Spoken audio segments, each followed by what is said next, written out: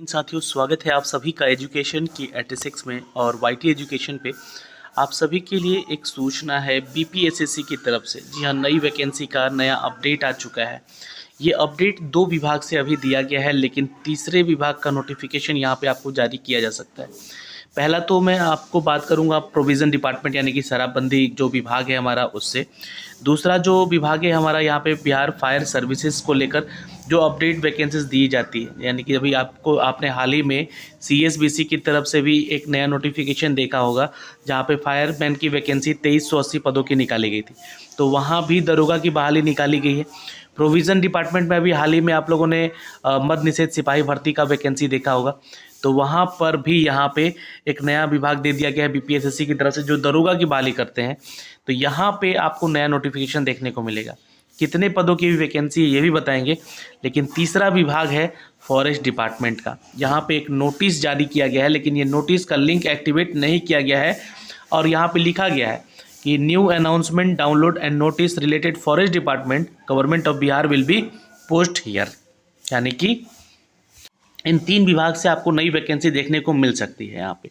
तो ये forest department का भी हम रहने देते हैं। पहले तो बात करते हैं शराबबंदी विभाग की तरफ से, यानी कि मद्य निषेध उत्पाद और निबंधन विभाग की तरफ से जो वैकेंसी अपडेट की गई है उसके क्राइटेरिया के बारे में, या एलिजिबिलिटी के कह लें यहाँ पे, क्या एलिजिबिलिटी क्राइटेरिया है यहाँ पे, किस किस पोस्ट पे वैकेंसी निकाली गई है, क्या आपका योग्यता है यहाँ पे, उम्र सीमा क्या है, शारीरिक दक्षता क्या होनी चाहिए, इन सभी चीज़ों को लेकर यहाँ पे सारा डिटेल दिया गया है। तो चलिए मैं सबसे पहले इस नोटिस को डाउनलोड कर लेता हूँ। यहाँ से आप लोग आके इसका फॉर्म भर सकेंगे और ये लिंक एक्टिवेट होगा दोस्तों 4 मई को, ठीक है। और एडवर्टीज़मेंट आप लोग यहाँ से आके भी देख सकते हैं। ये देखिए, यहाँ से आप लोग डाउनलोड इसका एडवर्टीज़मेंट कर सकते हैं, या फिर आप इसी विभाग के ऑफिशियल वेबसाइट पर दिया गया है इसका लिंक भी, यहाँ पे आप इस पर क्लिक करके भी अपना जो एडवर्टीज़मेंट है उसको डाउनलोड कर सकते हैं, ठीक है। मैं इसको डाउनलोड कर लेता हूँ आपके लिए यहाँ पे, और आप लोग भी इस पूरे एडवर्टीज़मेंट को अच्छे से देखिए, समझिए और उसके बाद अप्लाई कीजिएगा 4 मई से। कैसे फॉर्म अप्लाई होगा उसका वीडियो अलग से बना दिया जाएगा। और आवेदन करने की जो अंतिम तिथि होगी यहाँ पे 4 जून रखी गई, यानी कि 4 मई से लेकर 4 जून तक ये आवेदन किए जाएंगे। अब ये जो वैकेंसी निकाली गई है ये 2 विभाग में निकाली गई, बिहार में अग्निशमन सेवा के लिए और गृह विभाग के लिए। और ये जो है अनुमंडल आधारित, यानी कि अनुमंडलीय स्तर पर ये वैकेंसी का अपडेट दिया जा रहा है, यानी कि sub divisional fire section officer का ये वैकेंसी एक तो है। दूसरा सब इंस्पेक्टर का वैकेंसी है, जो कि प्रोविज़न डिपार्टमेंट यानी कि जो शराबबंदी आपका विभाग है ना, मद्य निषेध उत्पादन निबंधन विभाग, उसके लिए अवर निरीक्षक का पद है। यानी कि 2 तरह के पद हैं, अनुमंडल अग्निशमन पदाधिकारी ये भी एक दरोगा का ही वैकेंसी है, और अवर निरीक्षक ये भी एक दरोगा का ही वैकेंसी, मतलब डबल स्टार वाला ही ऑफिसर का वैकेंसी यहाँ पे निकाला गया है। दोनों ही ऑफिसर्स की रिक्रूटमेंट अपडेट की गई है। अब यहाँ पे इन दोनों के लिए जो क्या सैलरी है, क्या एलिजिबिलिटी क्राइटेरिया है, उन सब के बारे में जानकारी आपको यहाँ से देखने को मिलती है। तो मद्य निषेध उत्पादन निबंधन विभाग की तरफ से अगर बात करें तो बिहार सरकार और बिहार अग्निशमन सेवा गृह विभाग में विभिन्न पदों पर रिक्तियों की संख्या कुछ निम्न प्रकार है। वैकेंसी बहुत कम दी गई है, चूँकि यहाँ पे बात की गई थी कि 197 या 199 पदों की लगभग 200 या 200 से ज़्यादा पदों की वैकेंसी आ सकती है। नोटिफिकेशन में जो कि अपडेट लगातार किए जा रहे थे, इसकी स्वीकृति भी जो कैबिनेट के द्वारा मिली हुई थी उसके अनुसार, लेकिन आयोग के पास आते आते ये वैकेंसी बहुत ही कम हो गई है। जैसे कि अगर मैं बात करूं मद्य निषेध विभाग में अवर निरीक्षक का जो यानी कि दरोगा का जो वैकेंसी है वहाँ पर 11 पदों की वैकेंसी है। अनुमंडल अग्निशमालय पदाधिकारी का जो पद है यहाँ पे, जो sub divisional fire section officer का पोस्ट है, वो 53 पदों की वैकेंसी यहाँ पर। तो ये वैकेंसी बहुत ही कम है अगर इस हिसाब से देखा जाए तो। छात्रों की संख्या बहुत ज़्यादा है, फॉर्म भरेंगे लोग, लाखों में तादाद में फॉर्म भरेंगे यहाँ पे, लेकिन वैकेंसीज बहुत कम है। लेकिन पोस्ट बहुत ही अच्छा है, आप यहाँ पे आवेदन कर सकते हैं। आवेदन करने की जो प्रक्रिया है वो 4 मई से शुरू कर दी जाएगी। एडवर्टीज़मेंट संख्या आपका 1/2023 का है। यहाँ पे आवेदन की जो पात्रता है कुछ इस तरह से है, आप समझ सकते हैं। आपका इंडियन होना ज़रूरी है, पुरुष हो या महिला हो, या आप थर्ड जेंडर के अंतर्गत आते हैं तो आवेदन कर सकते हैं या कर सकती हैं। 1/1/2023 का ये रिक्रूटमेंट संख्या है दोस्तों। किसी भी मान्यता प्राप्त विश्वविद्यालय से आपका स्नातक कंप्लीट होना चाहिए 1 जनवरी 2023 तक। राज्य सरकार द्वारा मान्यता प्राप्त उसके समकक्ष परीक्षा उत्तीर्ण होना अनिवार्य होना चाहिए, ये भी ध्यान में रखिएगा। तो यहाँ पर आपका जो है ग्रेजुएशन डिग्री मांगा जा रहा है। शैक्षणिक योग्यता में क्या मांगा जा रहा है, तो स्नातक डिग्री मांगी जा रही है। उम्र सीमा की गणना कर रहे हैं यहाँ पे, तो 1 जनवरी से ही कैलकुलेट किया जा रहा है। और ये जो है आपका मैट्रिक के सर्टिफिकेट के या उसके समकक्ष जो एग्ज़ाम दिए हैं उसी के अधीन ये आपका उम्र सीमा यहाँ कैलकुलेट किया जाएगा। तो आइए उम्र सीमा को समझते हैं। यहाँ पे न्यूनतम जो उम्र सीमा होनी चाहिए वो कम से कम आपका 20 साल होना चाहिए और मैक्सिमम 37 साल रखा गया है। और अगर आप महिला कैटेगरी में आती हैं तो 20 से लेकर 40 साल तक की उम्र सीमा तक के छात्राएँ आवेदन कर सकती हैं। पिछड़ा वर्ग से आते हैं, अत्यंत पिछड़ा वर्ग से आते हैं, तो पुरुष हैं या महिला हैं, उनको यहाँ पे 20 से 40 वर्ष तक का उम्र सीमा यानी कि छूट दिया गया है। SC ST कैटेगरी में आते हैं तो आपको 20 से लेकर 42 साल तक का छात्र यहाँ पे या छात्राएं आवेदन कर सकता है या कर सकती है। बिहार सरकार में किसी भी उच्चतर सेवा में आप वेतनमान पे पहले से जॉब कर रहे हो और आप चाहते हैं यहाँ पर कि इस जॉब में आना, तो आपको 5 साल का यहाँ पे छूट दिया जा रहा है एज क्राइटेरिया में। तो यहाँ पे आप अपना एज कैलकुलेट कर लीजिएगा और उसमें 5 साल का छूट आपको मिला जाएगा। जिन्होंने नियमित सेवा की है यानी कि रेगुलर जॉब किया है उनके लिए यहाँ पे 3 वर्षों की अवधि पूरी कर ली जाएगी यहाँ पे कम से कम, तो ही इसका लाभ मिल पाएगा। यानी कि 3 साल आपको एटलीस्ट जॉब किया होना चाहिए इसमें, इस रिक्रूटमेंट के लिए। अगर आप चाहते हैं कि आप कहीं अदर पोस्ट पे मतलब आवेदित हैं या फिर आप जॉब कर रहे हैं तो चाहते हैं कि आपको 5 साल का छूट मिले, तो आपका कम से कम 3 साल का जॉब होना चाहिए उस विभाग में। अच्छा, असैनिक पदों पर नियुक्ति हेतु भूतपूर्व सैनिक जो है यानी कि एक सर्विसमैन जो है उनको यहाँ पे एज में छूट मिलेगा 3 साल का, और प्रति सेवा बिताई गई सेवा की अवधि के समतुल्य उनको रियायतें भी दी जाएगी, बशर्ते कि उनका जो उम्र कट ऑफ होना चाहिए वो 57 वर्ष से अधिक ना होना चाहिए। ठीक है, ये आपका जो है क्राइटेरिया जो है आपका एक सर्विसमैन के लिए है। अब अभ्यर्थी की जो उम्र की गणना होगी वो मैट्रिक के सर्टिफिकेट के अनुसार होगी, जो भी उनके सर्टिफिकेट पे उनका जन्म तिथि दिया गया है उसी के आधार पे उनका कैलकुलेट किया जाएगा। अब आते हैं यहाँ पे शारीरिक दक्षता की बात कर लेते हैं, चूँकि शारीरिक दक्षता एक बहुत इंपॉर्टेंट फैक्टर है। आप पुलिस विभाग में नौकरी करने जा रहे हैं तो आपके लिए यहाँ पे अभ्यर्थियों की शारीरिक दक्षता, ऊंचाई, सीना माप और वजन क्या होना चाहिए, उसमें कितने अंक आपको मिलेंगे, इन सब के बारे में जानकारी आपको दी जाएगी यहाँ पे। तो हाइट की बात कर लेते हैं यहाँ पे, तो जो भी सामान्य वर्ग से आते हैं मतलब कि जनरल कैटेगरी के छात्र हैं और पिछड़ा वर्ग के छात्र हैं, उन पुरुषों के लिए उनका हाइट जो है 165 सेंटीमीटर का होना चाहिए। अब यहाँ पे बहुत सारे छात्र एक्सपेक्ट करके बैठे हुए थे कि ये हाइट का जो क्राइटेरिया है वो कम किया जाएगा, लेकिन ये सेम क्राइटेरिया रखा गया है जो कि पिछले वर्ष पिछले वैकेंसीज के अधीन रखा गया था। यहाँ पे 165 सेंटीमीटर इनका हाइट यहाँ पे होना चाहिए। अत्यंत पिछड़ा वर्ग में आते हैं, पुरुष वर्ग के लिए हैं तो 160 सेंटीमीटर, आप OBC के छात्र हैं तो आपका हाइट यहाँ पे रखा गया है। SC ST में हैं तो आप 160 सेंटीमीटर में हैं तो आप आवेदन कर सकते हैं। सभी वर्गों की महिलाएं हैं तो 155 सेंटीमीटर में, यानी कि महिलाओं के लिए हाइट जो है यहाँ पे 155 सेंटीमीटर कर दिया गया। तो इस बात का आप थोड़ा सा ध्यान ज़रूर रखिएगा और रखेंगी।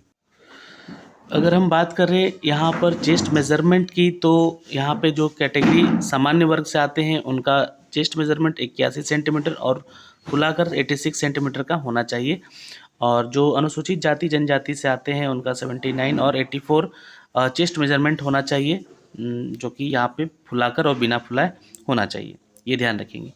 और 5 सेंटीमीटर का यहाँ पे अंतर होना अनिवार्य है आपके चेस्ट मेज़रमेंट में। महिलाओं के लिए सीना मापन नहीं होगा, यहाँ पे इनका वज़न लिया जाएगा जो कि कम से कम 48 kg का वेट उनका होना चाहिए महिलाओं के लिए। जो किन्नर कैटेगरी में है या ट्रांसजेंडर हैं उनके लिए भी मापदंड जो है महिलाओं वाला ही रखा जाएगा, और पिछड़े वर्ग के तहत उनको भी छूट वहाँ पे दी जाएगी। तो ये सारी क्राइटेरिया है उनको शारीरिक दक्षता को लेकर। अब नियुक्ति की प्रक्रिया की बात करें यानी कि सिलेक्शन प्रोसीजर की बात करते हैं, तो यहाँ पे आपका पहला प्रोसीजर जो होगा वो लिखित परीक्षा होगा। आवेदन पत्रों के संग्रहण के लिए आवेदन पत्रों की समीक्षा की जाएगी। जिन जिन अभ्यर्थियों का आवेदन पत्र सही पाया जाएगा उनको लिखित परीक्षा के लिए बुलाया जाएगा। आपसे फॉर्म जो भरवाया जाएगा आपका सही जानकारी उसमें देने के बावजूद ही आपका यहाँ पे लिखित परीक्षा लिया जाएगा, जैसे कि हर बार होता है। लिखित परीक्षा में 2 चरणों में होगी, यहाँ पे प्रारंभिक और मुख्य परीक्षा होगी, और लिखित परीक्षा सभी पत्र वैकल्पिक होगी, ये ध्यान रखेंगे। दोनों ही एग्ज़ाम जो होगा पीटी और मेंस जो होगा आपका, ये आपका क्या होगा तो रिटेन होगा और ऑब्जेक्टिव होगा, ठीक है, मतलब ऑब्जेक्टिव टाइप में होगा और ओएमआर बेस्ड एग्ज़ाम होगा। अब 200 अंकों का ये पूरा पेपर होगा प्रथम चरण में, जहाँ पे आपका 100 क्वेश्चन रहेगा, लेकिन हर क्वेश्चन 2 मार्क्स का होगा।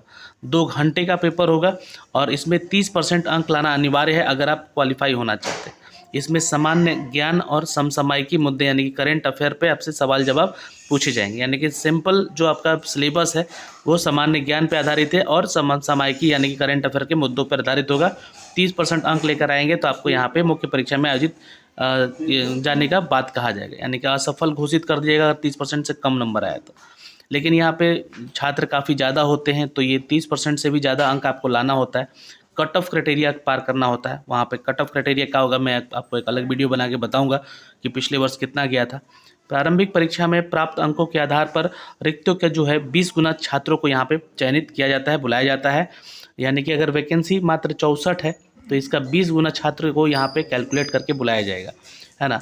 तो अगर मान के चलेंगे यहाँ पे, है ना, तो 1280 छात्रों को बुलाया जाएगा आपको शारीरिक दक्षता के लिए। 20 गुना छात्र यहाँ पे इतने होंगे। द्वितीय चरण में आप जाएंगे, मुख्य परीक्षा देंगे। प्रारंभिक परीक्षा में सफल अभ्यर्थियों को मुख्य परीक्षा में सम्मिलित होने का अवसर दिया जाएगा। ये 2 पत्र होंगे यहाँ पे, एक तो आपका 200 अंक का पेपर होगा जो कि सामान्य हिंदी का होगा, जो 2 घंटे का पेपर। जी बिल्कुल, आपका दरोगा के आधार पर ही ये एग्ज़ाम होता है। 100 प्रश्न होंगे यहाँ पे। न्यूनतम जो आपका होगा 30% यहाँ भी आपको प्राप्त करके आपको आगे बढ़ना होगा, यानी कि आपको जो हिंदी का पेपर 30% लाएंगे तभी आपको जो है जो दूसरा पत्र देने के लिए अनिवार्यता यानी कि कॉपी आपकी चेक होगी। अब जो दूसरा पत्र होगा उसमें भी सामान्य विज्ञान, नागरिक शास्त्र, भारतीय इतिहास, भूगोल, गणित, मानसिक योग्यता, ये सब सारी चीज़ें जाँच की जाएगी।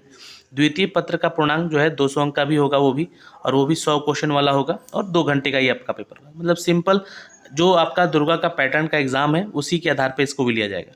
दोनों चरणों में जो भी छात्र पास का एग्ज़ाम देंगे उसमें निगेटिव मार्किंग 0.2 अंक ही काटा जाएगा, ये चीज़ें रखी गई हैं। और निगेटिव मार्किंग यानी कि 0.2 है तो ये बहुत ही कम होता है, इसलिए आप लोग सारा क्वेश्चन अटेम्प्ट जरूर कीजिएगा जो भी एग्ज़ाम देंगे, आप पीटी देंगे, मेंस देंगे। अब मुख्य परीक्षा में आपको जो इतने भी छात्र हैं उसका 6 गुना अभ्यर्थियों को चयन करके बुलाया जाएगा। मान के चलिए अगर 1300 लगभग छात्र आते हैं तो इसमें से 6 गुना छात्रों को शारीरिक दक्षता में बुलाया जाएगा, है ना। इनमें से जो भी पास होते हैं अभ्यर्थियों को शारीरिक दक्षता में उत्तीर्ण होने के आवश्यकता के मतलब यहाँ पे जो है शारीरिक दक्षता परीक्षा हेतु अभ्यर्थियों को संख्या में अनुपलब्धता दशा के उक्त अनुपात में यहाँ पे रूप में कम किया जा सकेगा। मतलब यहाँ पे भी कुछ छटेंगे लोग, है ना। तृतीय चरण होगा आपका शारीरिक दक्षता, जहाँ पे आपको दौड़ होगी और ऊंची कूद होगी। तो दौड़ के लिए 1.6 किलोमीटर का दौड़ होगा जो कि 6 मिनट 30 सेकेंड में आपको दौड़ना होगा। महिलाओं के लिए 1 किलोमीटर की दौड़ होगी, इसको 6 मिनट में कंप्लीट करना होगा। ऊंची कूद यानी कि हाई जंप की बात करें तो न्यूनतम 4 फीट का हाई जंप होगा यहाँ पे पुरुषों के लिए, और महिलाओं के लिए 3 फीट का होगा। लंबी कूद होगी यहाँ पे जो कि 12 फीट से कम कूदने वाले पुरुषों को असफल घोषित किया जाएगा, लेकिन 12 फीट से हाइट जो लॉन्ग जंप है वो कूदना होगा आपको। महिलाओं के लिए ये चीज़ 9 फीट रखा गया है, 9 फीट से कम जंप करती हैं मतलब तो उनको असफल किया जाएगा। गोला फेंक में पुरुषों के लिए 16 पाउंड रखा गया है और महिलाओं के लिए ये जो है 14 पाउंड का या 12 पाउंड का रखा गया है, ठीक है, ये ध्यान रखेंगे। 10 फीट से कम फेंकेंगी तो उनको असफल किया जाएगा यहाँ पे, तो ये बात ध्यान में रखिएगा। तो ये हो गया गोला फेंक का। आपको नियमित जो समय है आपका 6.5 मिनट का, ये पुरुषों के लिए, महिलाओं के लिए 6 मिनट रखा गया है दौड़ के लिए। यही मेन आपका क्राइटेरिया होता है, यहीं से आपको पास होना होता है। तो ये चीज़ हो गया। किन्नर के लिए जो भी आपका क्राइटेरिया है वो बिल्कुल यहाँ पे इसके अधीन रखा गया है। जो महिलाओं के लिए मापदंड है वही मापदंड जो है किन्नरों के लिए होगा, ट्रांसजेंडर के लिए होगा, ये ध्यान में रखेंगे आप लोग। मेधा सूची बनेगी उसके बाद आपकी, और उसके बाद आपका फाइनल सिलेक्शन होगा। चयन का जो आधार है वो मुख्य लिखित परीक्षा होगा और आपका जो है जो फिजिकल एग्ज़ाम है यानी कि पीईटी है उसके आधार पे आपके जो है 10वीं बोर्ड के आधार पे आपका सारा प्रमाण पत्र देखा जाएगा और सारी जांच करने के बाद आपको यहाँ पे चयनित किया जाएगा। अब ये सारी प्रक्रियाएं हैं दोस्तों, यहाँ पे मैंने सारा डिटेल आपको बता दिया है, क्या क्या जानकारी थी यहाँ से जो कि देनी थी वो सारा जानकारी आपको दे दिया। मात्र देखें तो 64 पदों की टोटल वैकेंसी है, जहाँ पे 53 पदों में मद्य निषेध उत्पादन विभाग की वैकेंसी है और 10 या 11 वैकेंसी जो है आपका ये दिया गया है, देख सकते हैं बिहार में फायर सर्विसेज को लेकर, तो यहाँ पे ये जो डिपार्टमेंट पाएंगे तो यहाँ पे इसका भी एडवर्टीजमेंट दिया गया है, इसको भी आप लोग सेम डाउनलोड करके पढ़ सकते हैं, है ना। सेम यहाँ पे एलिजिबिलिटी क्राइटेरिया है इनका भी, तो ये चीज़ें यहाँ पे आप लोग इसको भी देख सकते हैं। मतलब एक ही वैकेंसी का नोटिफिकेशन है ये आपको 53 पदों का दिया गया है आपको मद्य निषेध में, और 11 पदों का दिया गया है आपका फायर सर्विसेज में। तो ये सारा प्रक्रिया इन दोनों के वैकेंसीज़ के लिए दी गई है, जिसके बारे में आपको सारी जानकारी हमने आपको यहाँ से अप टू डेट कर दी है। तो अगर आपके कोई भी डाउट है इन सभी चीज़ों को लेकर, इनकी चयन प्रक्रियाओं को लेकर, तो आप कमेंट सेक्शन में कमेंट ज़रूर कीजिएगा। अब यहाँ पे बात रही कि सैलरी क्या मिलेगी और फीस कितना है आवेदन करने को लेकर, तो यहाँ पे देखिएगा। आवेदन करने की बात करूँ तो 700 रुपये फीस चार्ज लग रहा है, और जो महिला कैटेगरी में है या अन्य जो भी कैटेगरीज में आते हैं, बिहार के छात्र हैं आप, तो 400 रुपये आप फीस यहाँ पे देना पड़ेगा। तो इस बात का भी यहाँ पे आप ध्यान जरूर रखेंगे और रखेंगी। जो भी छात्र आवेदन करेंगे 4 मई से 4 जून तक इसको आवेदन करना है, ठीक है। वेतनमान की बात करें तो लेवल 6 के तहत यहाँ पे आपकी सैलरी अपडेट की, यानी कि आपकी जो सैलरी होगी वो कम से कम 40,000 से ऊपर की सैलरी होगी। यहाँ पे इस बात का ध्यान रखिएगा, 40 से 45,000 की सैलरी इसका स्टार्टिंग आपकी मिल सकेगी। तो हमने आपको यहाँ पे सारी जानकारी दी है दोस्तों। जो भी आपके डाउट हैं इस वैकेंसी को लेकर या इस पोस्ट को लेकर, आप कमेंट सेक्शन में कमेंट करके भी पूछ सकते हैं। जय हिंद।